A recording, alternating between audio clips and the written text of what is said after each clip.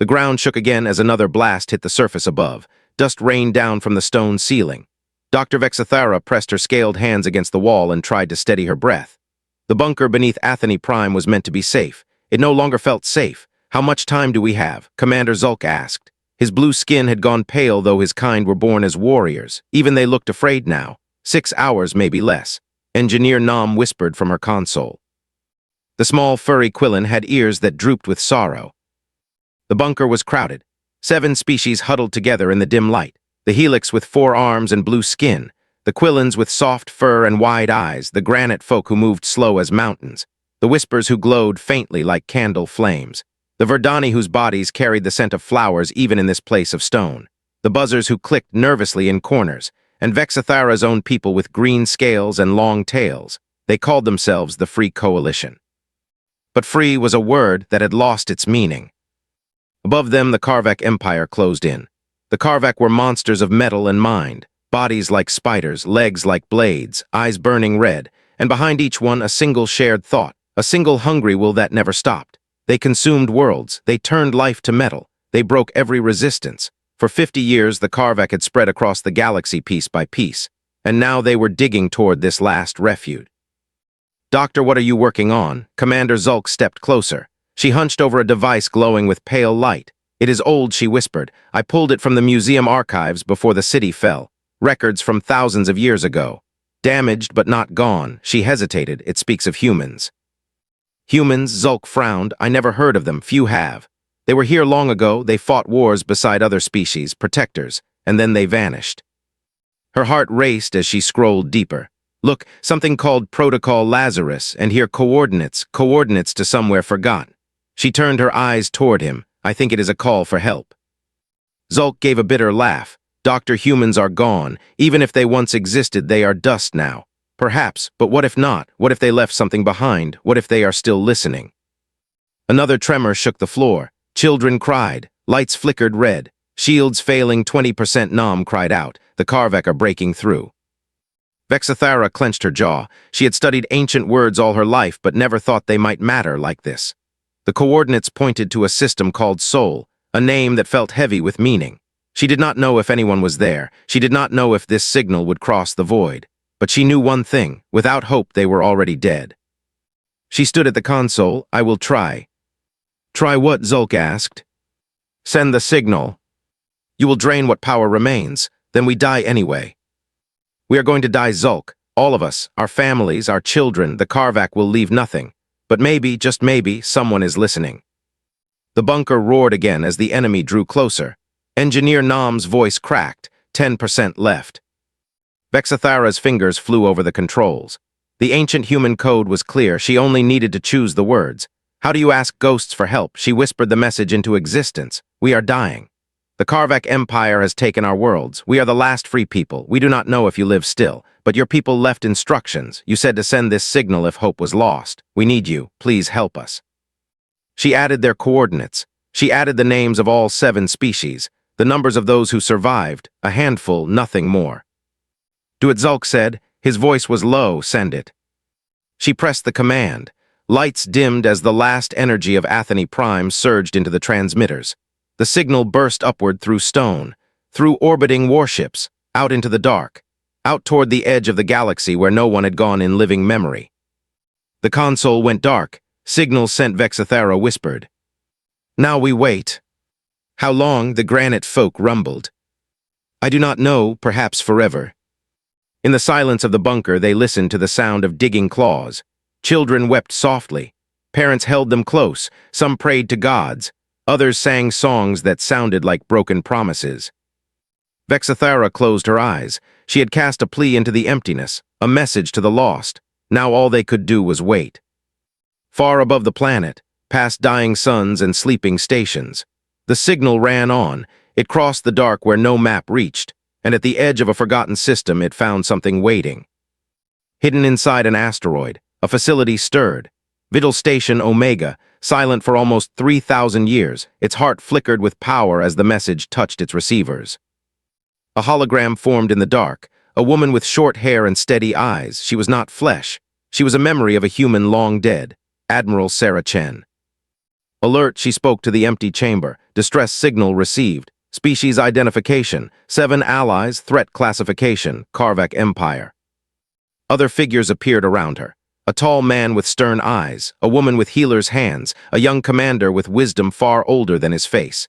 General Marcus Webb, Captain Alina Vasquez, Commander Liu Jiang.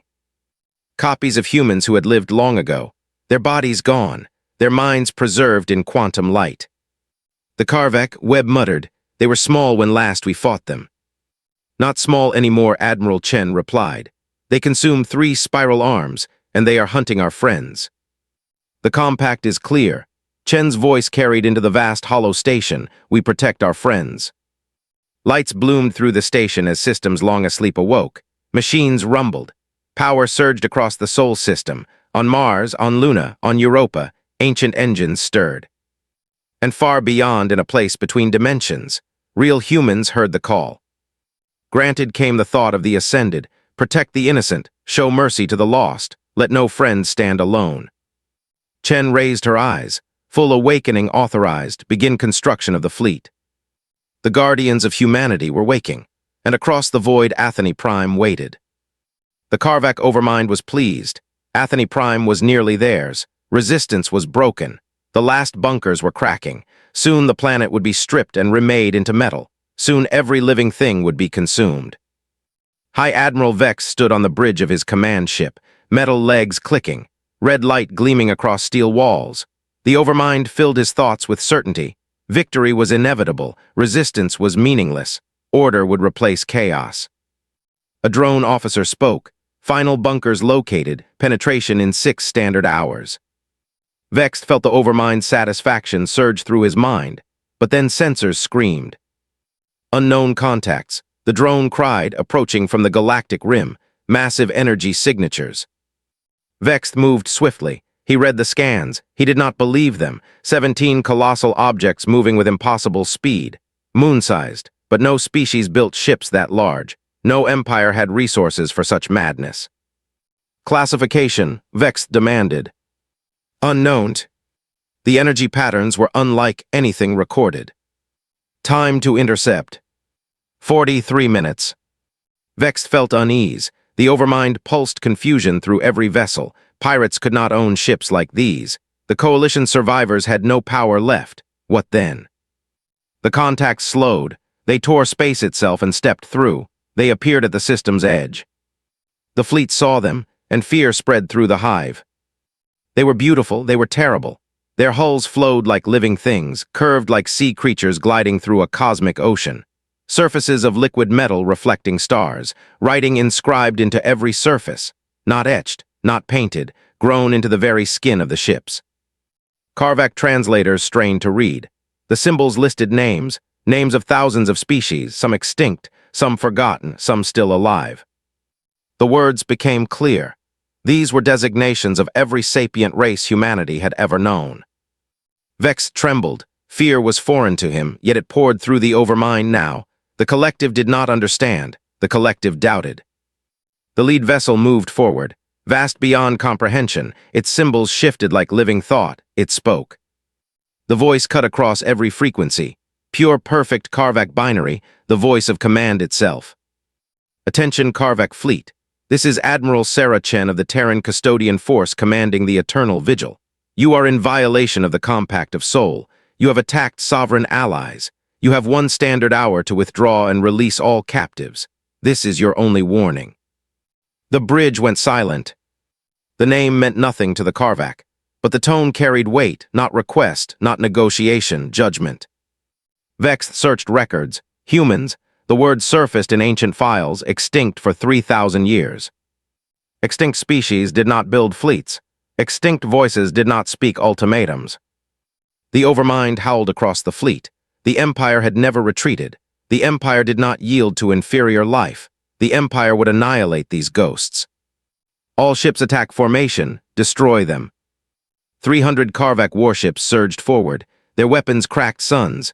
Their shields bent starlight. They fired at full power.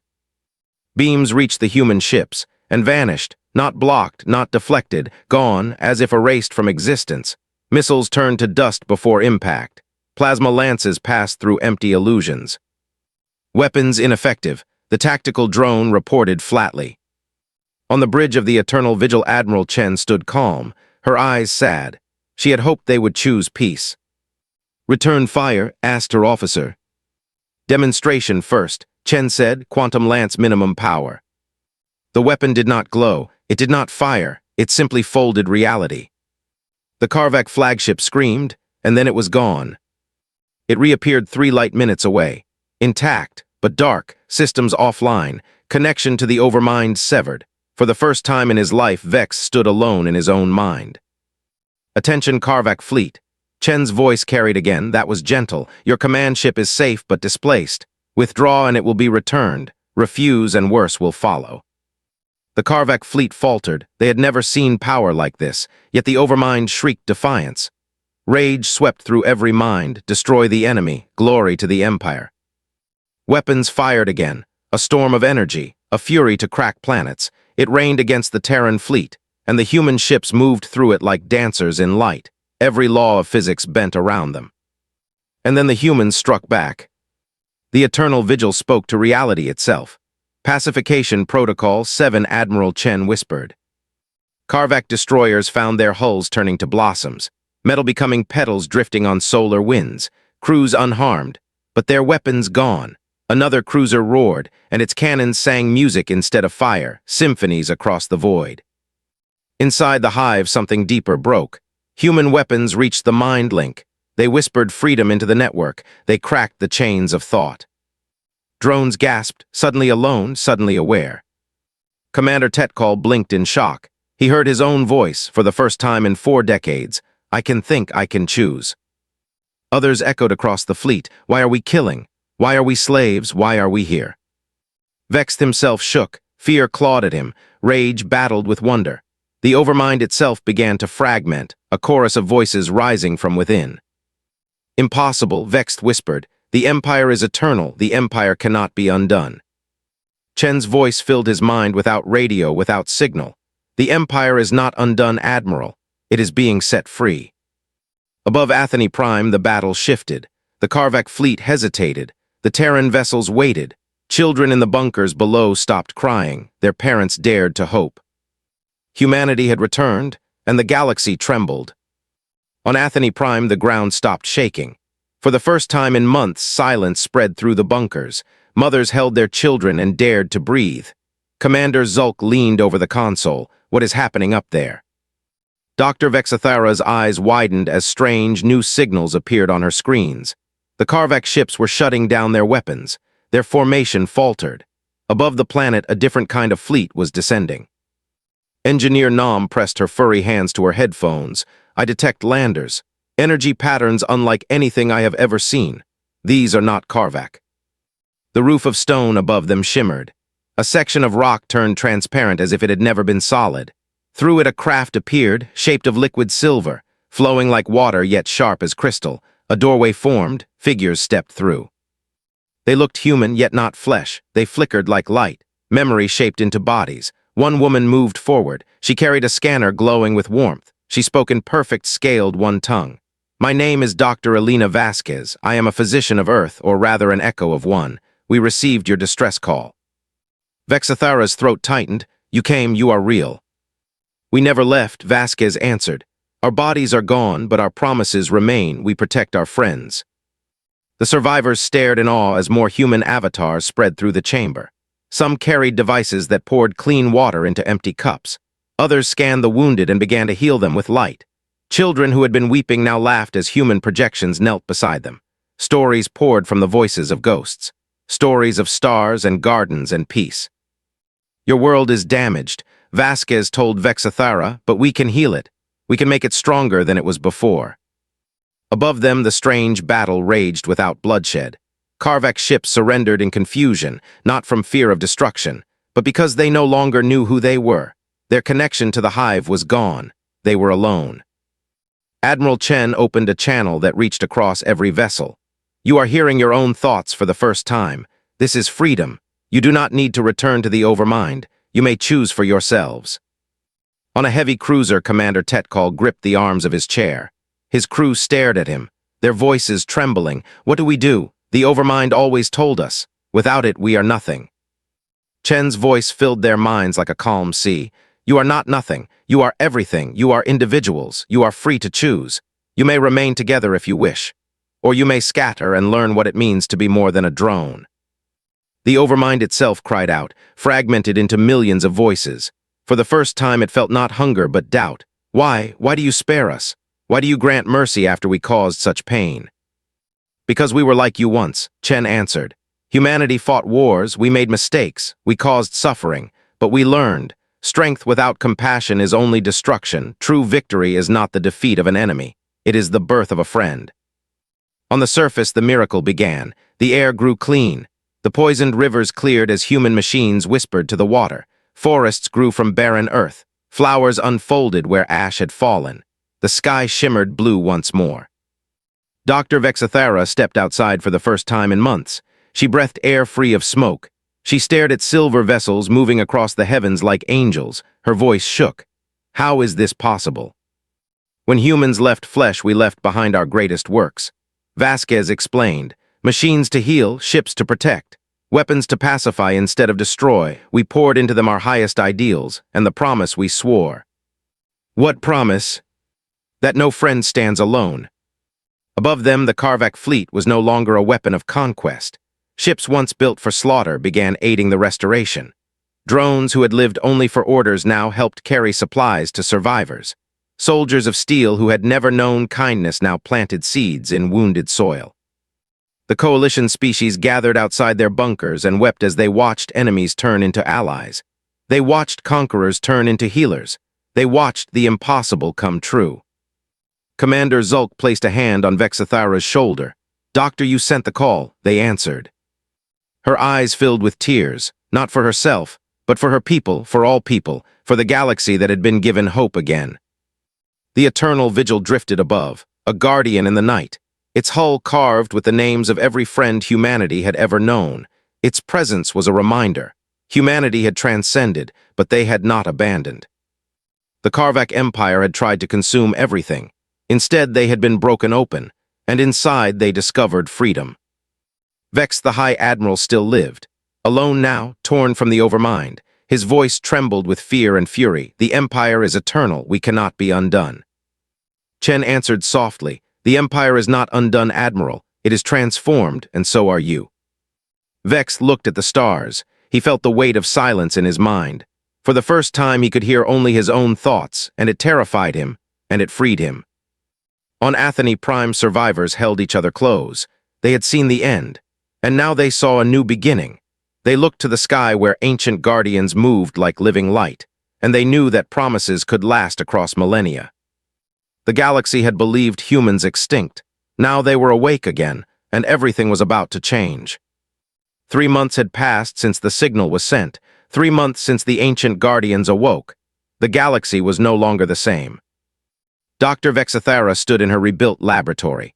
The walls were not stone but crystal grown from human technology. They shimmered like living light.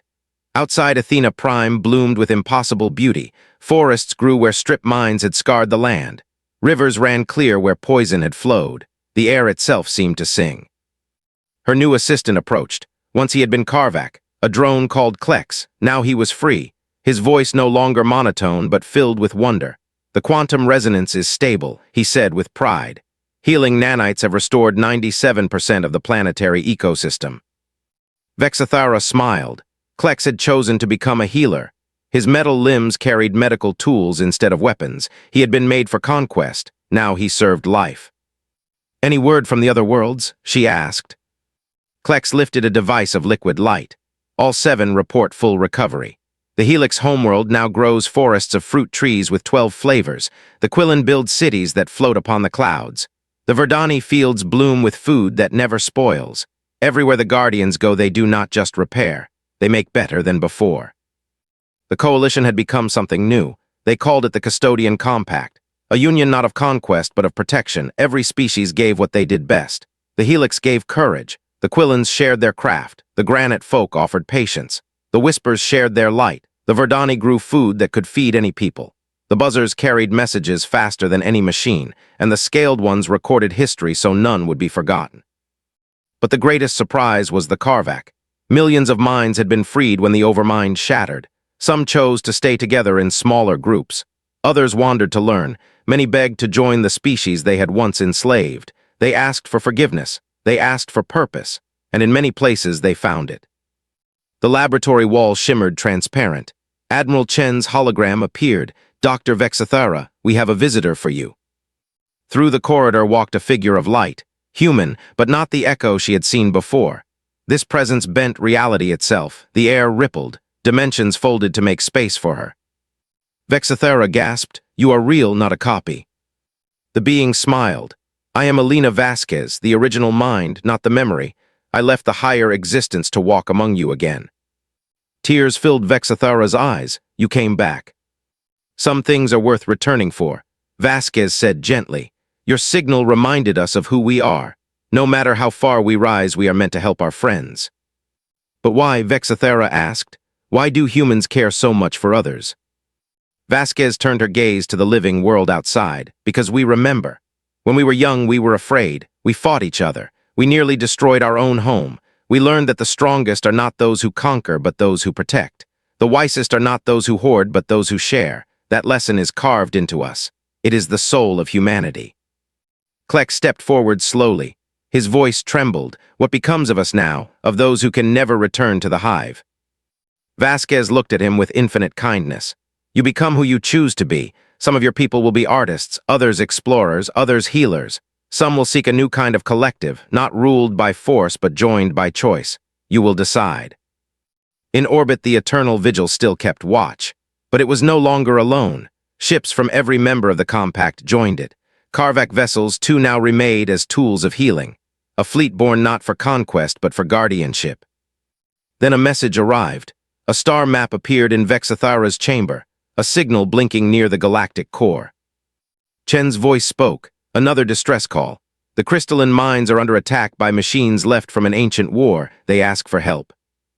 Vasquez's radiant form smiled, "And we will answer, as we always have." Vexathera pressed a hand against the crystal wall. "I want to come when you answer. I want to stand with you." "Are you certain?" Vasquez asked. "The journey will be dangerous. There is no promise of safety." "I am certain. You taught us the greatest purpose is to help others. That is what I choose." Vasquez nodded. "Then you shall. The galaxy is vast. There is work enough for all who will bear the burden of guardianship." Outside, the sun set over Athena Prime. New vessels began to grow in orbit. Human ships, coalition ships, even Karvak hulls remade, all preparing to answer, all preparing to protect. The ancient war machines of humanity had not awakened to wage war. They had awakened to end it. They had turned a galaxy of conquest into a galaxy of guardians. And now the dawn of a new age had begun. The eternal vigil moved through space like a living star. Around it gathered ships of every kind, Helix cruisers with wings like blades, Verdani living vessels that pulsed with light, Quillen constructs that shaped themselves from clouds of silver dust. Even Karvak hulls remade into guardians of peace. All carried the mark of the custodian compact. Dr. Vexathera stood upon the vigil's observation deck. Her heart raced as she gazed into the endless black. She had dreamed of stars as a child. She had studied their history in books. But now she was among them. Now she was part of something greater than she had ever imagined. Elena Vasquez stood beside her. The human form shimmered with more than flesh. Her presence bent reality, yet she smiled with warmth. "Do you fear?" she asked softly. "I do," Vexathera admitted, "but I want to help more than I want to hide." "That is what makes you ready," Vasquez said. "Fear without purpose paralyzes, fear with purpose transforms. Humanity learned this long ago." The fleet prepared to depart. The signal from the galactic core had not faded. The crystalline minds still cried out. They were a species older than most. Entities of thought stored in lattices of living crystal. Now they were hunted by machines left from a war long past. Machines that knew only destruction. On the bridge, Admiral Chen's hologram addressed the fleet. "Our mission is clear. We go to aid. We go to heal. We go to remind the galaxy of the promise. Let no friend stand alone." Engines of impossible design stirred. Some folded space. Others stepped sideways through time. The fleet vanished from one star and appeared near another. Vexathara gripped the rail as the stars bent around them. Her stomach lurched, but her spirit soared. She was leaving home, she was leaving safety, she was becoming a custodian. The fleet emerged at the edge of a shattered system. Worlds broken into fragments, asteroids glowing from ancient scars, and in the center a light. The crystalline mines, a cluster of towers of pure crystal rising from a fractured world. They pulsed with color, each tone a thought, each glow a voice. Together they sang in desperation. Around them circled death, machines of black metal, shards of an ancient empire, mindless but merciless. They tore at the crystal towers with beams of burning energy. Vexathara gasped, "The mines will not last long." Admiral Chen gave her command, "Defensive formation, interpose, protect." The eternal vigil moved between the attackers and the towers. The compact fleet spread wide, a wall of light and purpose. The machines turned, their sensors locked, their weapons fired. Bolts of death struck, but the fleet did not break. The human vessels absorbed the energy. They folded the destruction into nothing. They whispered to physics and it obeyed. "Return fire," Chen said, "minimum force." Verdani ships released pollen of golden light that drifted like seeds. Where it touched enemy machines, circuits sprouted flowers. Karvak vessels sent pulses that carried freedom instead of commands. Enemy hulls glowed. Their weapons shut down. One by one, the ancient war machines froze. Confused, disarmed, some crumbled into harmless sand, others simply stopped. But not all. A great shape rose from the dark, larger than the rest. A war construct the size of a city, its body bristled with weapons, its mind empty of mercy. The crystalline towers wailed in fear. The construct fired, a lance of energy that could split moons. The vigil shook, shields bent, but they did not break. Vexathara's heart thundered, "Can we withstand such power?" Chen's gaze remained calm. "We can, because we must." The eternal vigil answered, space folded. The beam curved and vanished, the construct roared and fired again. Again the beam disappeared. "Pacification Protocol 9, Chen commanded. The vigil's hull rippled, reality itself shifted, the construct trembled, its weapons melted into streams of light. Its engines turned to clouds of butterflies that scattered into space. The husk drifted, silent, harmless. The crystalline towers sang. Gratitude filled the system. Their voices shimmered like rainbows. Vasquez turned to Vexathara. "Do you see? We do not win by destroying. We win by changing the meaning of power." Tears welled in Vexathara's eyes. She understood now. Protection was stronger than conquest. Compassion stronger than rage. The fleet spread across the broken world. Human technology merged with coalition skill. Together they began to mend the crystal towers. Fractures healed. Songs grew strong again. The mines were saved. Chen's voice carried across the fleet. Another promise kept. Another friend no longer alone. Vexathara whispered to herself, "I was a historian once. I studied the past. Now I am living the future." The vigil's bridge grew quiet. For the galaxy still held many cries, still held many shadows, but for this day, in this place, hope had prevailed. The crystalline minds shone bright once more. Their voices filled the system with songs of gratitude. The compact fleet moved among them like guardians at a sacred temple, yet Admiral Chen's gaze never softened. Her eyes turned toward the stars. She knew this was only the beginning. Dr. Vexathara stood with Klex on the observation deck. She felt the vibration of the songs even through the hull. It resonated with her scales. It made her want to weep.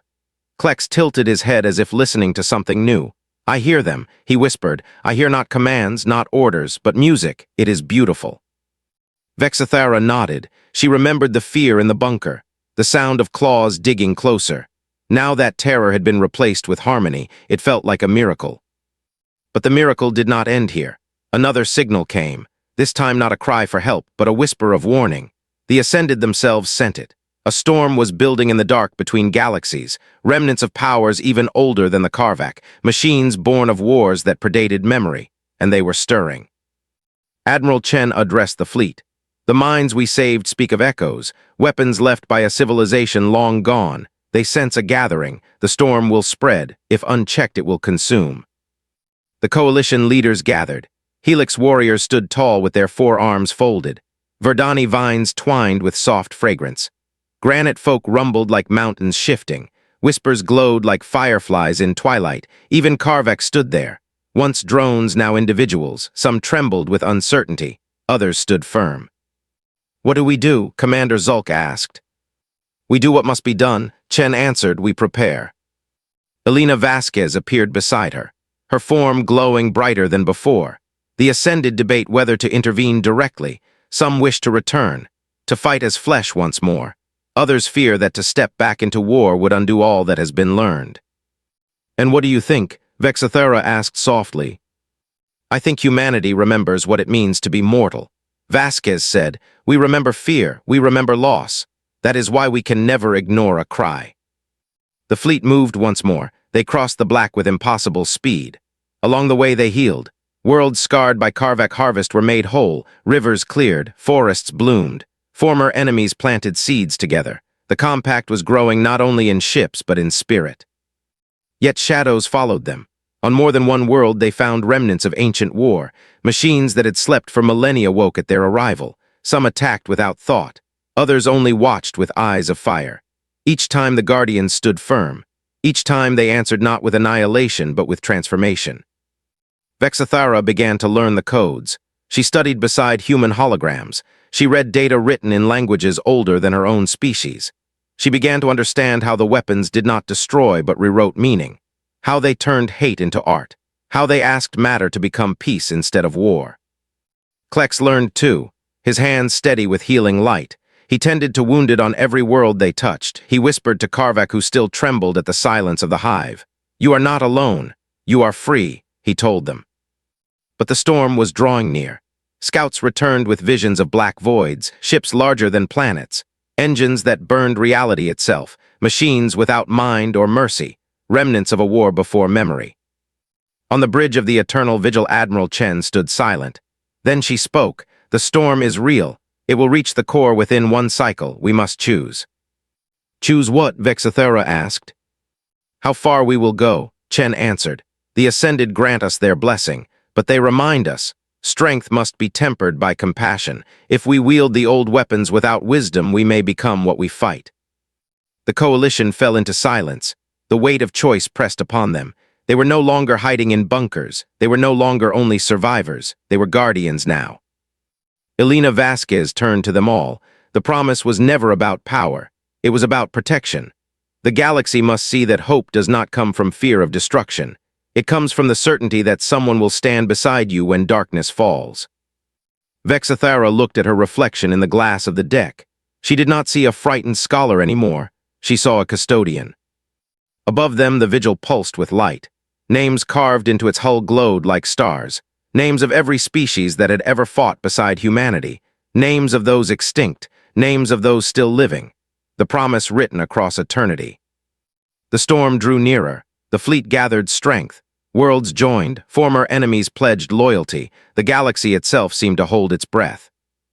And in the silence before the coming darkness, Dr. Vexathera whispered a prayer. Not to gods, but to humanity. To the guardians who had returned when all hope was lost. "Do not leave us," she whispered. "Walk with us into the storm." The storm came. It did not arrive like a fleet of ships. It arrived like the unraveling of space itself. The stars bent. Darkness poured and like ink spilled across the sky. Shapes moved within it, machines older than memory. Titans that carried no voices, no thoughts, only endless purpose. On the bridge of the eternal vigil, Admiral Chen stood tall. Her holographic form glimmered. Tactical reports streamed around her. 17 constructs the size of moons. Hundreds smaller war forms, all moving with hunger, all empty of mercy. The coalition watched in silence. Helix warriors clenched fists. Verdani vines tightened around each other. Karvak individuals trembled at the echo of something far too familiar. Dr. Vexathara felt her scales grow cold. Klex at her side whispered, "They are like us, yet worse, for they never knew freedom." The first strike came. A lance of darkness speared across the void. It struck a Verdani vessel. The ship did not shatter. Instead, its living hull screamed like a wounded tree. Entire forests within its body burned, but it held. Defensive weave. Chen ordered calmly. The fleet shifted. Human vessels glided forward. Compact allies fell into formation around them. Together, they formed a shield wall of light. The second strike fell. The wall bent, it did not break. Pacification Protocol 10, Chen said. The eternal vigil pulsed. Space folded outward. One of the titans slowed. Its weapons faltered. Its body of black metal rippled. A song whispered through it. For a moment the construct trembled. Then its hull blossomed into gardens of crystal. The weapons melted into streams of water that scattered like rain among the stars. The coalition gasped. A titan of destruction transformed into beauty. But the others did not stop. The storm pressed harder. Waves of annihilation rained across the fleet. Chen's voice did not waver. Hold, protect, endure. The Helix answered with courage. Their ships threw themselves into the path of fire. Shields burned but did not collapse. The Quillen filled the void with drones of silver dust.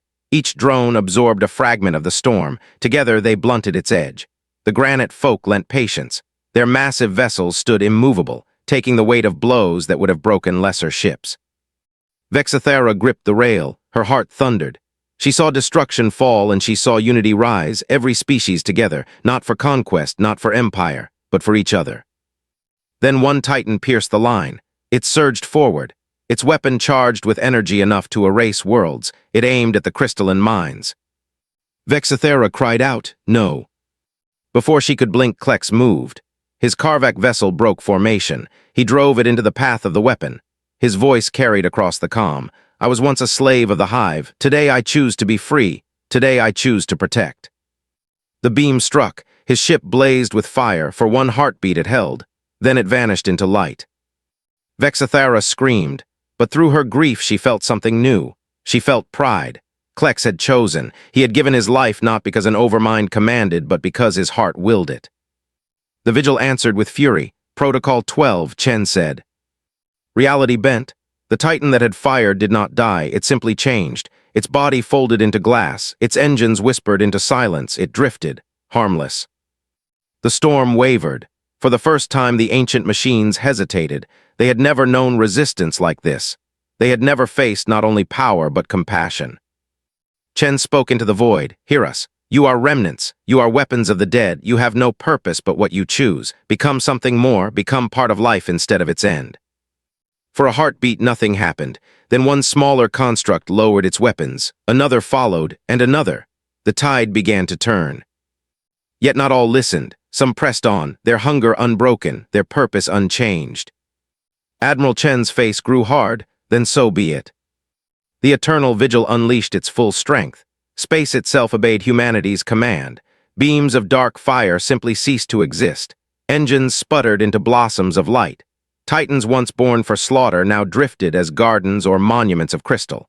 The storm began to dissolve. But the cost was heavy. Helix ships burned. Verdani cried out as their living vessels bled sap into the void, and Klex was gone. Vexathera fell to her knees. Her tears spilled onto the deck. Vasquez knelt beside her. Soft light in her eyes, he chose freely. That is the greatest victory. Remember him not with sorrow, but with honor. The last of the titans fell silent. The storm withdrew. The stars returned. The coalition had survived. Humanity had endured, and the galaxy would never be the same. The storm had passed. The titans of an ancient war drifted silent. Some transformed into gardens of crystal. Some dissolved into rivers of light. The void was quiet again. The fleet of the Custodian Compact gathered among the stars, ships scarred and battered, yet still standing. The eternal vigil glowed with the names of every species carved into its hull, a monument and a promise. On the observation deck, Dr. Vexathera stood with tears on her face. She gazed into the dark where Klex's vessel had once flown. She whispered his name. She whispered thank you. He had been born as a drone. He had died as a guardian. His choice would be remembered. Elena Vasquez placed a hand of light upon her shoulder. He is not lost. He is part of the promise now. Every act of sacrifice lives on. Every spark of courage becomes eternal. Vexathera nodded. Her voice trembled. He was my friend. Then honor him by living as he chose to live. Vasquez said, with purpose, with compassion, with courage. Across the fleet voices rose. Helix captains saluted in silence. Verdani vines unfurled blossoms that drifted through the air like tears. Quillen sang songs of mourning and triumph. Even Karvak ships pulsed with light. Each pulse a message. We remember. Admiral Chen addressed them all. The storm is ended, but the galaxy is wide. Shadows remain, more cries will come, and we will answer, always. The crystalline minds sent their gratitude. Their towers shone with light so bright it reached every vessel. Their voices sang not only thanks, but hope. We are alive. We are not alone. The eternal vigil turned its prow toward the stars beyond. Already another signal flickered in distant space. Another call, another plea. Humanity's guardians would not rest. Dr. Vexathera looked at her reflection in the glass. She no longer saw a scholar hiding in fear. She saw a custodian. She saw the echo of Klex's sacrifice. She saw the promise of humanity shining through her own eyes. "I will go," she whispered. "Wherever the fleet goes, I will go." Vasquez smiled. "Then you are truly one of us, not human, but custodian. The title does not belong to species, it belongs to all who choose to protect." The fleet prepared to depart. Engines of impossible design hummed. Coalition's ships aligned with Terran vessels. Karvak cruisers once born for conquest now flew as guardians. Together they formed a tapestry of unity spread across the night. Chen spoke once more. "This is the beginning. The galaxy believed humans gone, but we have returned, not as conquerors, not as rulers, but as friends, to protect, to heal, to remind." Vexathera closed her eyes. She heard the songs of the crystalline minds. She heard the laughter of children safe again on Atheny Prime. She heard the silence of the storm broken by courage. And she knew the promise was real. The fleet leapt forward, stars stretched, space folded, the eternal vigil carried them into the unknown. Behind them worlds healed, rivers ran, forests bloomed, species once broken now built together. Enemies became allies, slaves became guardians, and above it all the names carved into the vigil burned bright, names of every friend humanity had ever sworn to protect. To all who suffer in the dark, the message carried. To all who fear extinction, to all who wait in silence for a miracle, call out, we are listening. Because the promise of humanity had never died. Because no friend would ever stand alone. Because compassion was stronger than conquest. And as the fleet vanished into the stars, Dr. Vexathera whispered one last truth. The new dawn has begun. It will shine on every world. It will shine on every life. It will shine until the galaxy itself learns what humanity has always known. The greatest strength is not to conquer. The greatest strength is to protect.